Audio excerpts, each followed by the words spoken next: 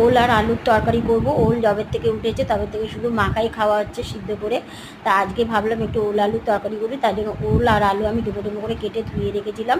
কড়াইয়ের মধ্যে তেল গরম করতে দিয়েছি, ওর মধ্যে একটা পেঁয়াজ কুচি, একটা তেজপাতা আর একটু হিং ফোড়ন দিয়ে আলু আর ওলটা তেলের মধ্যে দিয়ে নুন দিয়ে ভালো করে লাল লাল করে ওল আর আলুটা ভেজে নিয়েছি।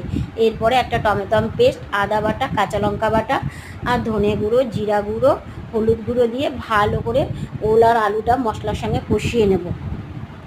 ভালো করে মশলাটা কষানো হয়ে গেছে, এরপর অল্প পরিমাণে জল দিয়ে কিছুক্ষণের জন্য ঢেকে দিয়েছি।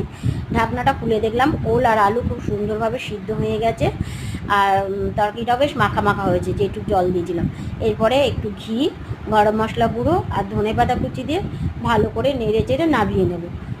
এইভাবে ওল আর আলুর তরকারি করলে নিরামিষ বেশ ভালোই লাগে খেতে, মাছ দিয়ে করলেও ভালো লাগে।